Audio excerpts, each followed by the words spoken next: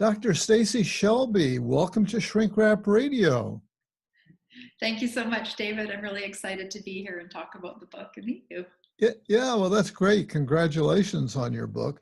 I'm really happy to have you on the show. And in fact, we're going to be discussing your new book, which is titled Tracking the Wild Woman Archetype, a guide to becoming a whole, indivisible woman.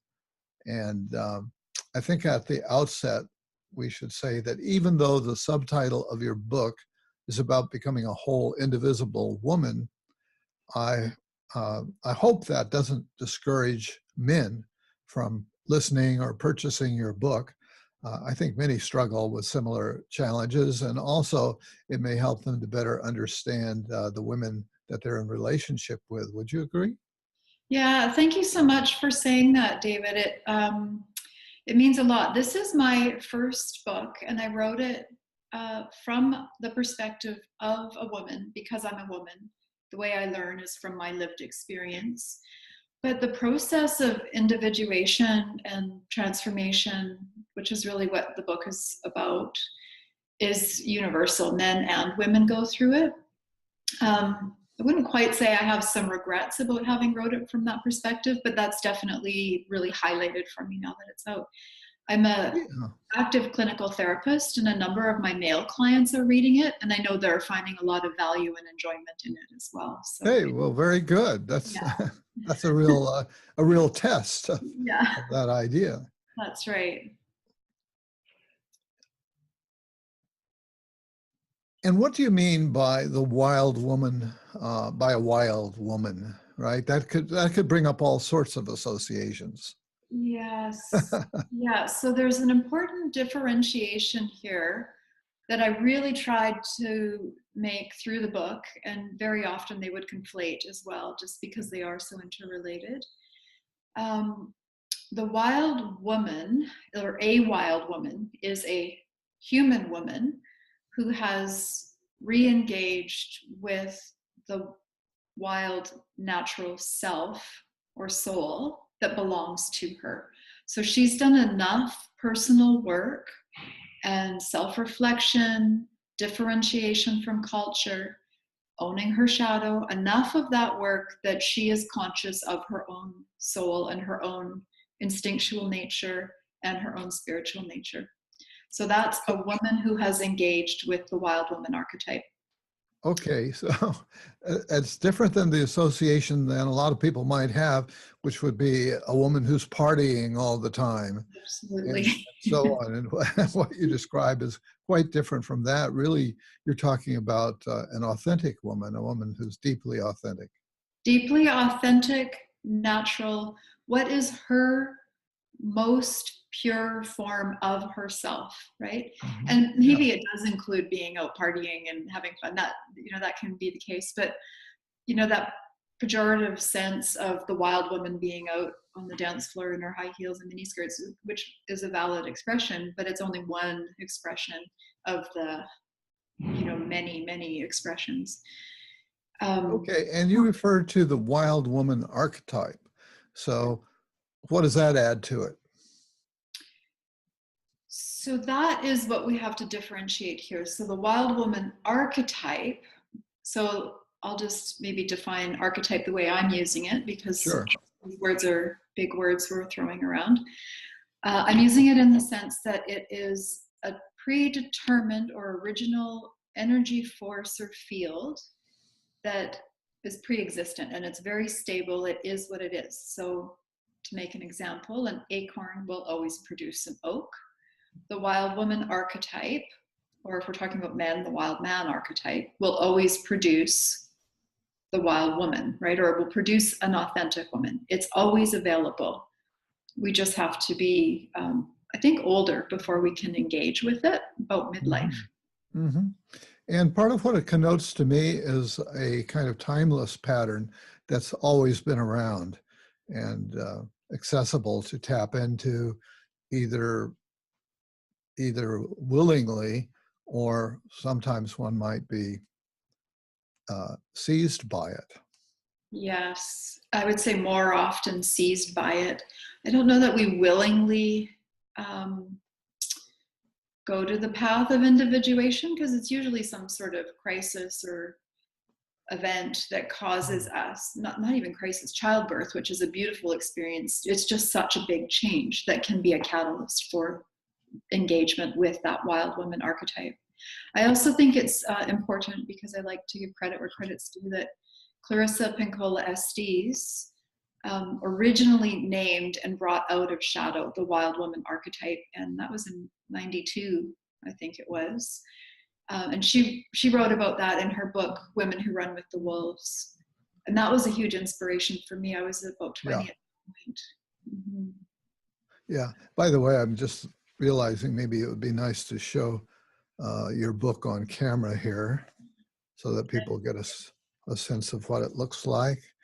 It's a nice, high quality paperback volume, something like that. Okay. Thank you. And so what are the challenges that get in the way of becoming a wild woman? I think our biggest challenge is going to be ourselves. I think the hardest lesson we learn is how to get out of our own way, How do we get in our own way? By wanting, let's say, the ego. So I'm going to define ego as the totality of what is conscious to the person. So it's the conscious personality. It's a very Jungian way of defining it. It's very different than a Buddhist or yoga way of defining it, which is maybe more about relinquishing desires or those kinds of things. So the ego, the personal ego, likes to hold on to certainty. It likes to create safety. It's very well-intending, right? But it likes to protect us. And so that brings up all sorts of things like lethargy, like fear, like resistance, like self-sabotaging, all these kinds of things that prevent us from showing up for connecting with our soulful self, right? Yeah. I'm remembering that one of the tools that you use a lot in writing this book and exploring the various topics is your own dream life. And so I really want to encourage you to, if there are points here where it would make sense to share one of your dreams, that will certainly enliven it for us all, I'm sure. Yes, thank you. Okay. I'll hold that as a thought. There's none there's about 20 popping into my head right now. So we'll see which one wants to come out. Okay. And so let's talk some more about the challenges that get in the way of becoming a wild woman. For example, I believe there are historical ones and cultural ones and maybe others. Yeah. So, wow, there's a lot. So historical and cultural, I don't know that those are separate as challenges for individuals authenticating, men and women. I think one of the really hard things to do as we differentiate ourselves is to even become aware that we're in a patriarchal culture. And so patriarchy being defined as a culture where society gives dominion to males. We see that in the workplace, in the home environment, in academia, all different, in our moral code and values, certainly in the religious structures. So that's swung quite far to balance, and I would define that as patriarchy. So I'm not saying men are in that as well. We're all in it.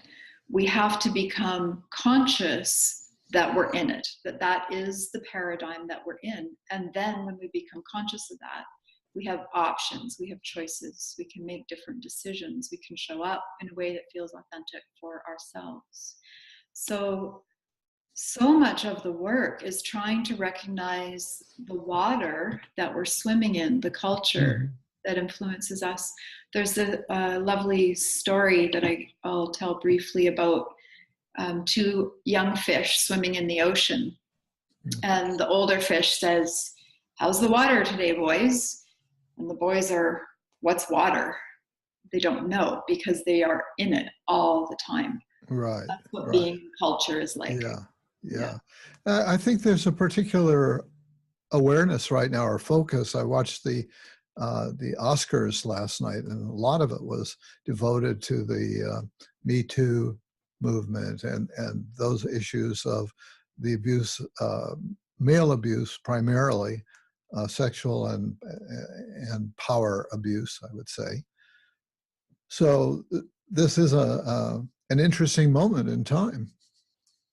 It's a Maybe very, a unique moment in Western culture. yeah. I think so I'm Canadian, first of all, which I think is worth mentioning, because even though we're very similar to the US, we're sitting quite comfortably with a very liberal government right now, which is obviously quite different than what's happening down here. I wrote this book, I started probably 10 years ago with my first papers and thoughts, because this was what was happening for me. I think it's been building in the collective, probably, I'm going to say maybe since about the 50s or even earlier, where the feminine, the archetypal feminine, was starting to really swing the pendulum away from patriarchy and much more towards a more balanced swing.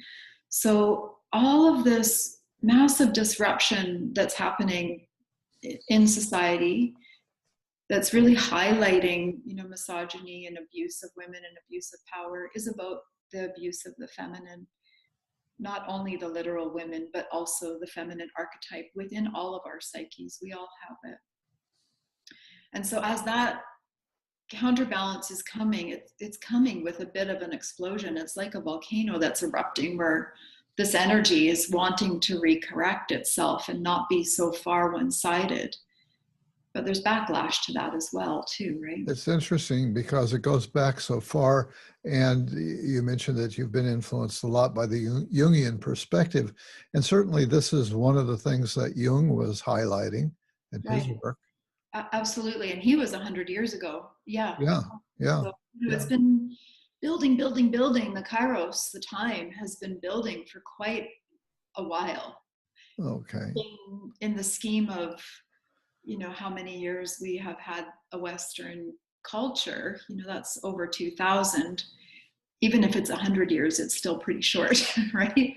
Yeah. We use the word patriarchy as if we all understand what it means, but you do spell it out a bit in the book, and maybe you could do that here. Yeah, for sure. Like I said a bit earlier, I want to be careful, because it's not about individual men. It is about the cultural water that we all exist in, men and women, right? Kind of the structure of society. The structure. It's absolutely the structure. Yeah. And it shows up in, the ways that males do have dominion and power still in most arenas. Often that is abused. We've been striving for equality, women striving for equality with equal pay and equal care in the home and these different kinds of things. But that's not actually equalizing the feminine, right? The feminine, those are still patriarchal values. To be even pursuing pay and goals and climbing the corporate ladder, finishing, which is ironic, I'm going to say this, but finishing doctorate degrees or whatever we do, right? These are all still very much within the patriarchal paradigm. It's very linear, it's very goal driven, it's very consciousness focused. Okay. You know what? Your voice, and I think it's probably the technology, but it's soft at times. Oh, let me see if I can lean a bit closer. I think that would probably help. Yeah. Okay. Is that a bit better? Yeah. And so you're mentioning masculine and feminine. And again, maybe you should clarify a little bit about what's meant by those terms, because they're stereotypical ideas around that I think what you're getting at is a little different than the stereotypes. Yes, it is. And interestingly, I personally wanted to be with kind of non-duality, because a feminine expression to me is non-duality. Masculine and feminine are still in a duality type position, and yet we need a metaphor to talk about, to anchor this conversation in, right? And so I used it in the book as well. So in a really like overly simplistic term, qualities I would associate with the feminine archetype are things like ambiguity, lunar consciousness, confusion even can be part of that. Certainly softness, femininity, I would say beauty lies on that side. A more soulful, heart-centered way of being would largely be on that side. Where archetypal masculine qualities, I would say, are more about linear, clarity, goal-driven, ambition, more of a like a hardness to it. So I'm trying to show different opposites there, because masculine and feminine are opposites. So what ideally I think we want is a balance in those, or a unification of those, which would be the conjunction, the marriage of the two, right? Which would be symbolized in something else. Is it the case that some women unconsciously support the patriarchy? Most, certainly all of us probably do, until we become conscious of it.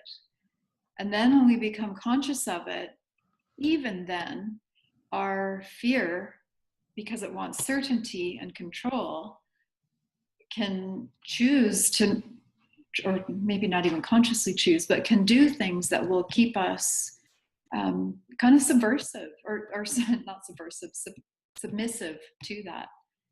Mm-hmm. Even though maybe we want to be subversive to that, we may not be successfully, right? I think sometimes vocal women who are feminists are characterized as being angry at men. I don't get that impression reading your book or speaking with you, but are you angry at men?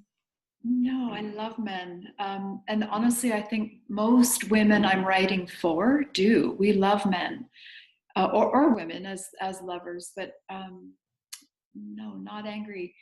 But angry about the inequality, right? Which is not male or man specific.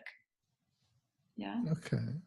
And I've been using this word lately because I actually at one point realized I was probably a feminist, and I went, oh my God, I hate that word because it implies being angry at men, and I really am not. And so I've come up with this because I think I am probably a feminist. I really want to advocate for a feminine type of feminist. So being a feminine feminist. Sure. As opposed to being a feminist that is angry and striving for equality within a male purview or patriarchal purview of the world. Yeah, yeah. And as I recall, you talk a bit about your growing up, the world that you grew up in, your family of origin. And so you weren't kind of born a wild woman. This is something that's kind of developed as you've developed. Maybe you can tell us a little bit about the background that you came out of. Yeah, I don't know. First of all, I don't know that any of us are born wild women. I think that's something that develops at the individuation phase of life, which is more like midlife onward. So to be born a wild woman, I think, is just simply not possible. That's my belief about the process. Now, my particular life, I was born in 1970, and by then the women's movement was well underway. And, I was fortunate to have Christine Downing on my dissertation chair, who's well into her 80s now, and was, definitely in that women's movement at that stage, and was like, we were out there working hard, and they were, and they still are. But that was not my experience growing up. I was, coming from a lineage of both my grandmothers and my mother and my aunts. We're still very, very much in that patriarchal dominance, right? So you you grow up and you meet a nice man and you have 2 kids, you have a dog, you get a nice white picket fence, and then you're there. You've completed your whole raison d'etre, or your purpose, right? So I grew up with that as my thinking that's what I was supposed to do. And then, of course, I did that because I'm creative, as are many women. And then I was deeply disappointed that I wasn't feeling satisfied with life at all. In fact, it got quite depressive. It was really awful. It's like, this can't be it. And then things kind of fall apart, as they do for most of us at that age in life. I was in my 30s. Now, were you married? I seem to Yeah. recall that you Yeah, were. I totally did the white picket fence dream. Yeah. And you're a mother as well, right? Yeah. Mhm. Yeah. So my father, yeah, so that's an important part that happens for a number of us women. With the father-daughter relationship, there can be an unconscious experience where the father projects his ideal soul image, or his anima, we call that in Jungian terms, onto his daughter. And it's not because he doesn't love his daughter, it's just because that's his idealized image of his soul. And the daughter very often carries that, with the innocence and the sweetness and the beauty and the love that the father feels toward the daughter. But what happens in that problem, and the girl experiences it as being like the daddy's little girl, and feels enamored with her dad, and there's lots of love and joy. But what happens is the woman, or the little girl, doesn't learn how to be seen for herself. She doesn't learn how to have her own voice, her own values. She learns to be the soul image of her father. And that then is how she's taught to relate to men going forward. So in romantic love, that shows up as absolutely disastrous, because she has no voice. She doesn't know who she is, what she stands for, what her values are. And this was certainly my experience as well.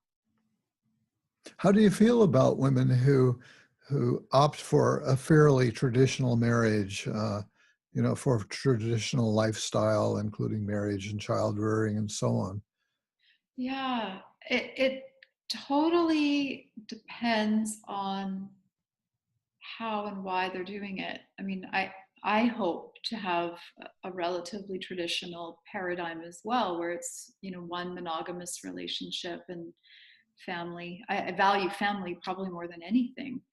But if a woman is staying in a relationship that is not nourishing her soul, because she's afraid to leave for various reasons, because of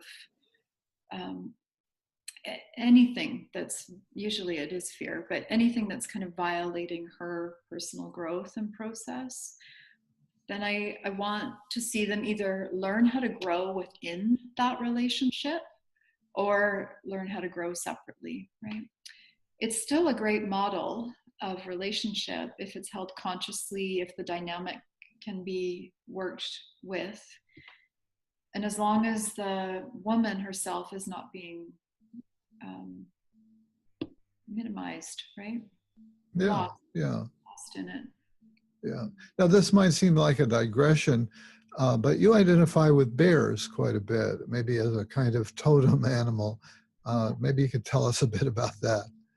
I do love bears. It's almost a hard thing to even explain. So first of all, I live in a town where there are a lot of bears. I live in a very small town. In Canada, so I guess there were probably lots of bears in Canada. Yeah, there are. And when I was doing this research and the bear was so prevalent, it was, I was seeing them 3 times a day. Like, that's a lot. Yeah. To be encountering bears out, outside my house. And it transformed from a place of, and they were so, like, in my dreams every night.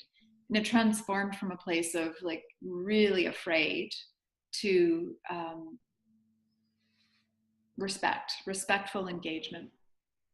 So maybe I will share a bear dream at this point, and then we'll talk about the symbol of bear. Yeah.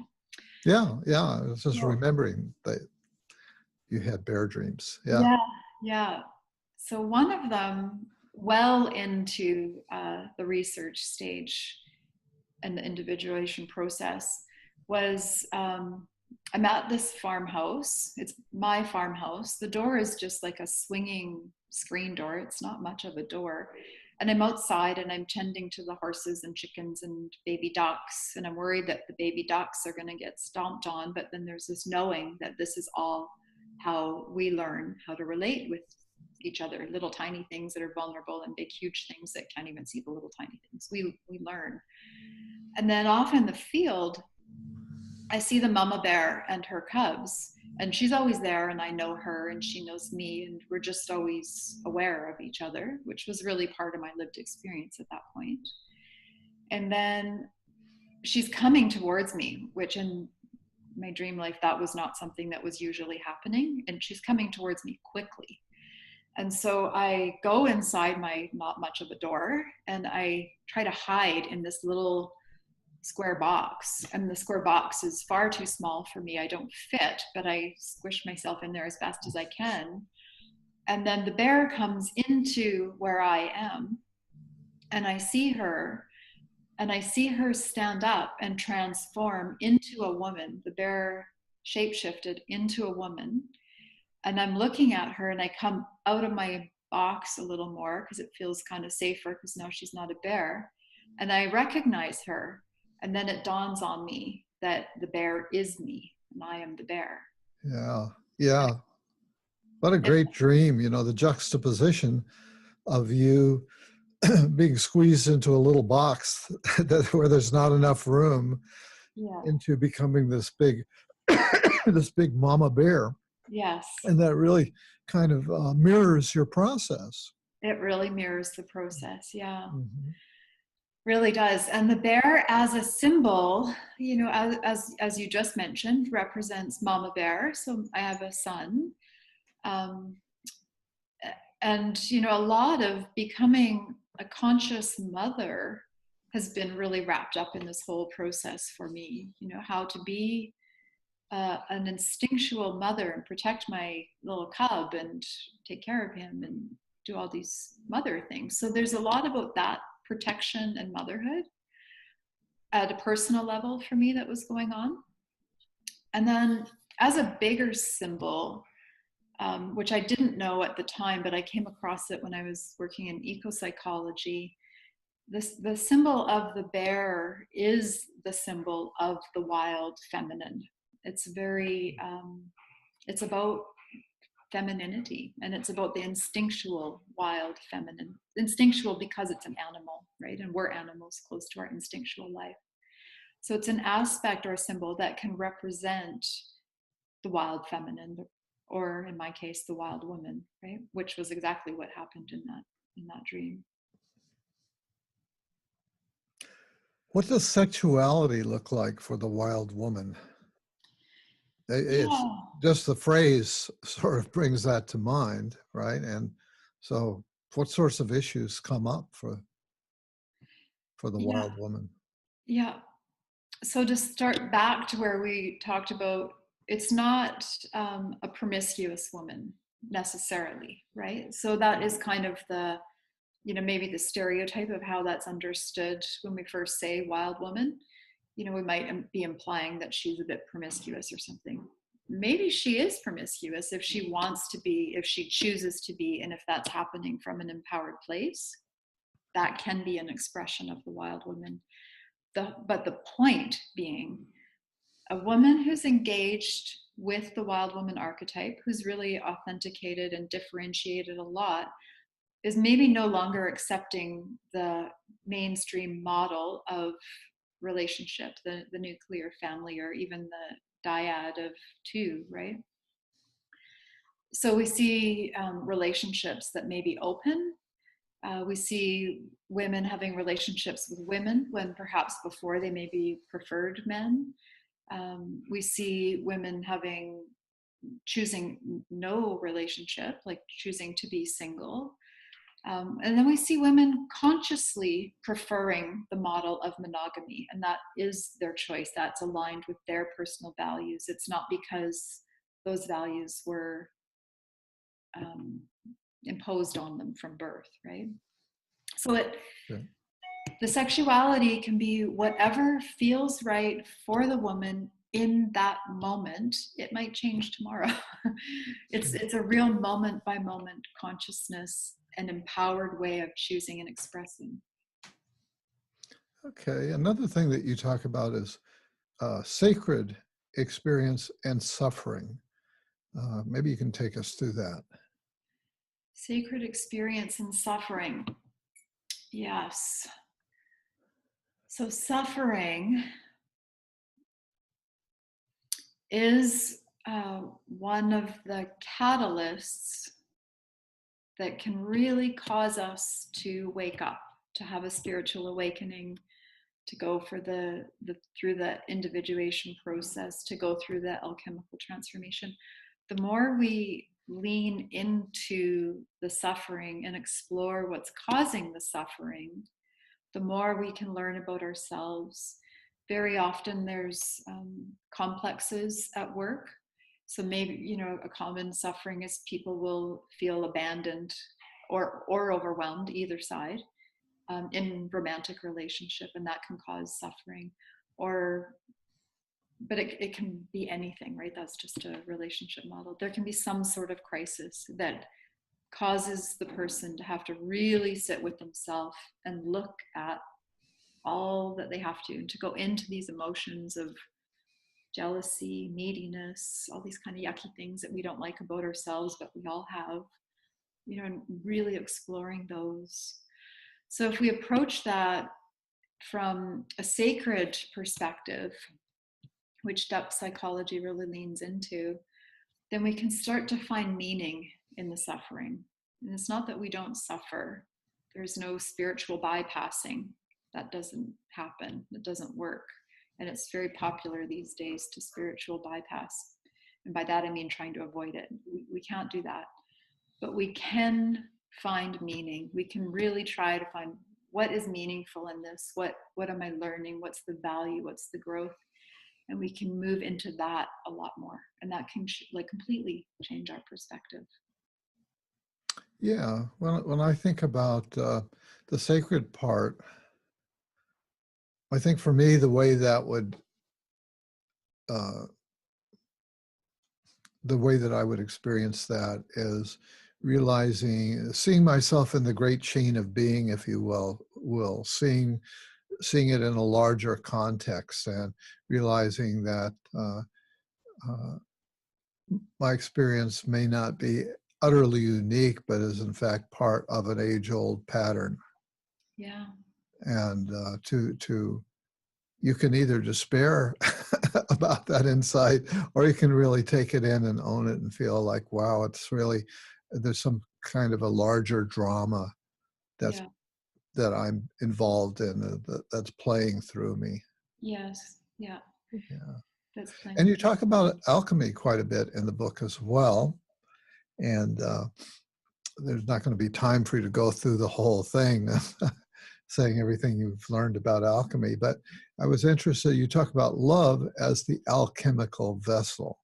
And I think that would fit very well in what we're talking about right now. Yes. So that's going back to where, if we're talking about a more traditional paradigm where it's some sort of dyad, and that can be same sex or heterosexual, it really doesn't matter. When there's challenges, like you can be sure in a romantic relationship, we're going to have a lot of friction, right?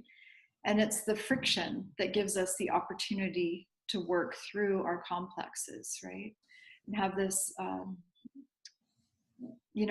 I initially had this belief that, okay, I'll go do my personal, and a lot of us do, I'm not the only one, that have this belief, I'll go do my personal work and then I'll be all ready and I can ready for my next relationship and it'll be easy.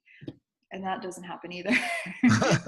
This is so disappointing to hear. Damn it, I thought I had it. But no, the relationship itself can be the container that causes the transformation. The friction can be the container that shows us the tensions and the things we need to work through. So staying in it and staying with it might be the answer in some relationships. maybe they can, women in particular, but also no, it's different what they need to speak for. Learning to speak up for themselves within the context of a relationship is a very common problem. Women need to just speak up for who they are and what they want and what their values are. Men, I'm witnessing learning, speaking up for their emotions and not being ashamed of that. Really, like, I feel really sad today that whatever is happening, and particularly the millennials, there's just some amazing men coming up through the millennial generation that are really wanting to learn how to speak up about things that has not been typically masculine in the past. Yeah, it's part of that cultural transformation that I think we see happening. Yeah, very much. And it's part of what people on the political right really find repellent. Yeah. In men. Yeah. They don't regard them as real men. Real men are going to be, feisty and not too much into their emotions. Yeah, that's the backlash for sure. I had an Yeah. interesting exploration with a younger man about this. He's in his 20s, and we were like, why is it so shameful? And I think it probably does have something to do with the warrior archetype, that for men to be in the warrior archetype, the Aries archetype, they have to go do things that don't allow for empathy. And I think that can be really hard, but we're not so much there anymore. I grew up in that period. I can really relate to that. I grew up, I was born in 1940, so I was small during the war years, but definitely as we would see newsreels and things. And so I had a very conscious sense that I had to harden myself if, in fact, I was ever going to have to go through that, which was a horrible, terrifying experience to contemplate and to try to get ready, and thankfully I never did have to do that. I'm very grateful. Yeah. I'm not sure how, yeah. Yeah, but it is, I think it's important to just contemplate where that hardening of men's emotions perhaps originated from, right? And it, of course, is a protection mechanism. Yeah. There was really good reason for it. Yeah, war has always been with us, unfortunately, as far as we know. Yeah. And it's fallen to men for that to be part of that is to protect their family and children, and then that extends out to the tribe and so on. Yeah, exactly. Yeah. So you also talk about personification and projection. How do those play out in this particular arena that we're talking about? Yes, and personifying. So these are kind of leaning into James Hillman, quite a lot here, with his differentiation between personifying and personification. Personifying, and it's a shame these all start with P and are such similar words because they're different. Personifying is about seeing the world ensouled. So we want to do that. We want to see the world ensouled. We want to see it imaginally. We want to have connection with the objects, the buildings, the nature, the beauty that is all around us. And that's part of seeing through personifying. Now, that used to be a lot more inherent. I think we did that more naturally in older or more traditional, like indigenous type cultures. Now we've moved away from that, though, and even the alchemists, which are 200, 150 years ago, that whole thing was about personifying. They would project onto the material that they were transforming aspects of their psyche. It's a very soulful thing. It's not.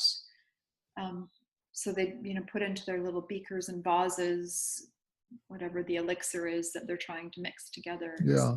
It's a projection externally, right? Yeah, what you're saying about it used to be easier, you're talking about when we live so much closer to nature, right? Yes. And And we you're didn't living put in nature. It's kind of natural to personify the sun as some kind of a god force, or yeah. the magnificent trees around you and the animals and so on. Yes. And then I think we lose some of that connection and we start to put that onto individual human beings. Now, the problem with that is the same problem with the father-daughter relationship. We're not seeing the person, the actual human being, what they like, what they stand for, what their values are. We're not seeing that person. We're seeing the image that we want to see of that person. You know, that's the whole rose-colored glasses falling in love stage. And then when we stop projecting our idealized vision onto the other person, then we go through that whole messy process of, you know, disentangling that illusion. And that's terrible. That's when we start to run into the, oh, you're not who I thought you were. Well, Yeah, right. right. So projection is a problem because it gets in the way of seeing the person.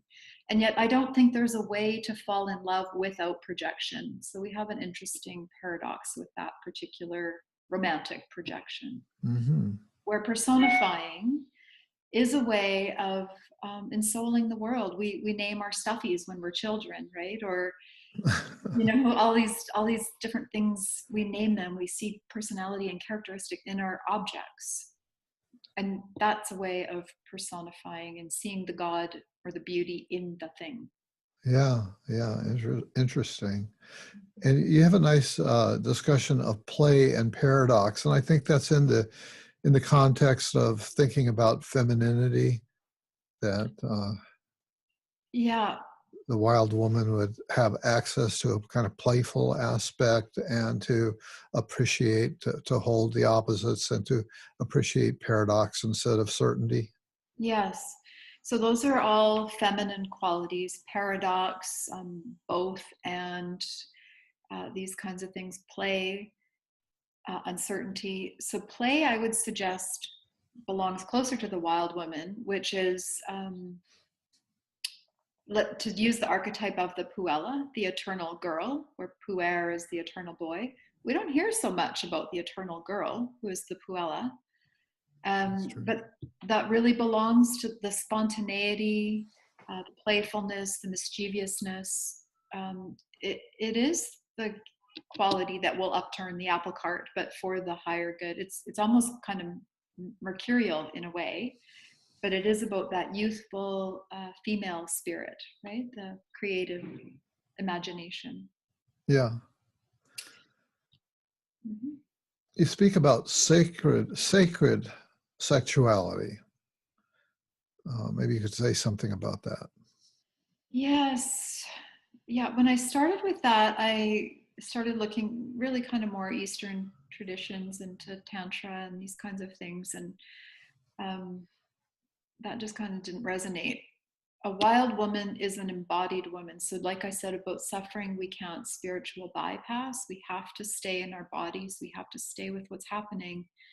Sacred sexuality, my conclusion on it is that any kind of sexuality where the woman is staying in her body, and the man too, or women, or whoever's there, whoever's in the room for the party, it's really embodied. It's really staying with it.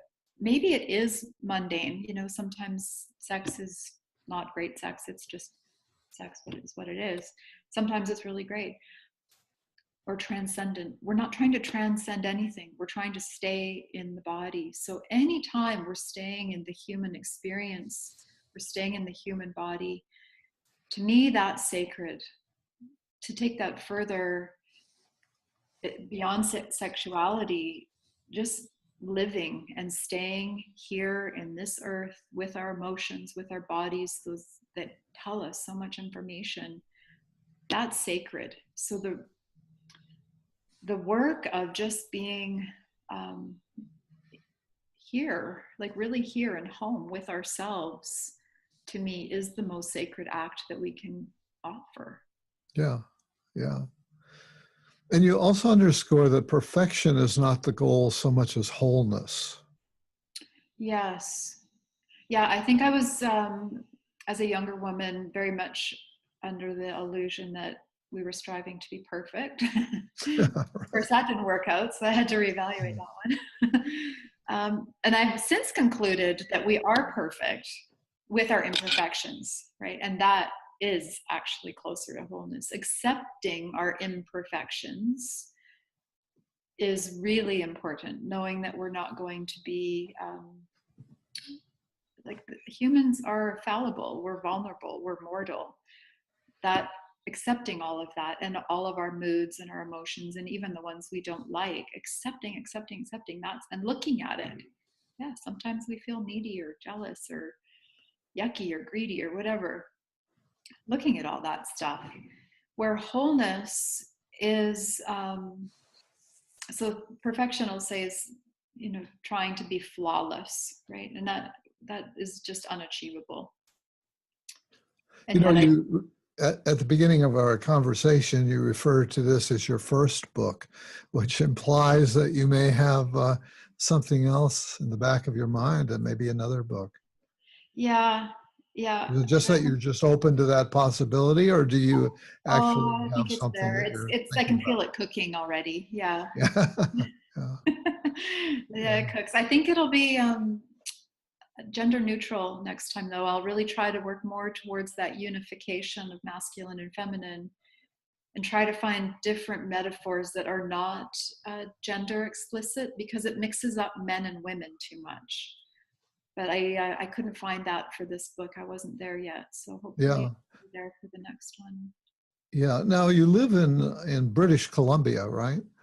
And and now you're in New York City for an event. We were talking about this a little bit, and listeners, viewers might be interested in this.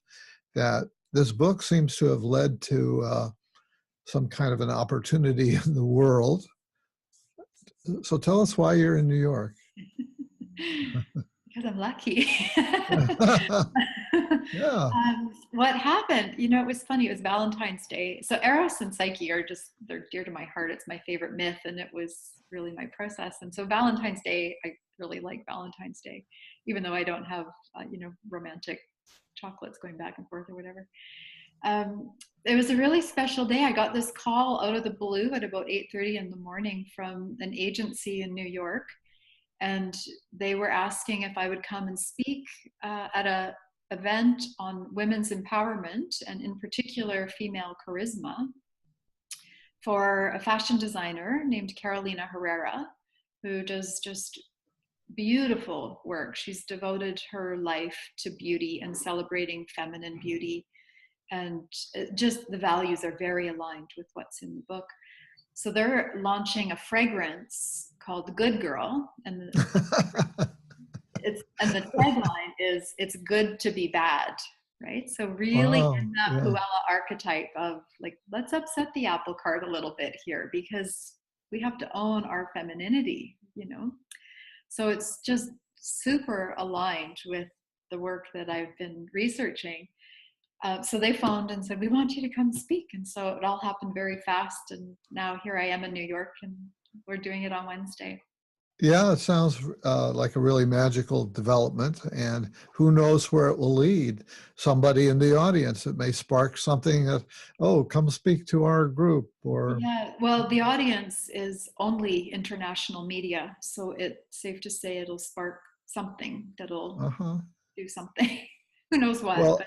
Well, I wish you many sparks along the journey. Thank you. It does seem quite fortuitous timing that the book comes out at a time when it seems really relevant culturally. I couldn't have planned that, It was just I think it's been building in the collective unconscious for quite some time, and my book just happens to come out at the time that it's really hitting a peak. Yeah. Well, that might be a good place for us to wrap it up. That's a good statement of where we are right now. So, Stacey, I really want to thank you for being my guest today on Shrink Wrap Radio. David, thank you so much for having me. It's been just really fun to chat with you, and a real pleasure.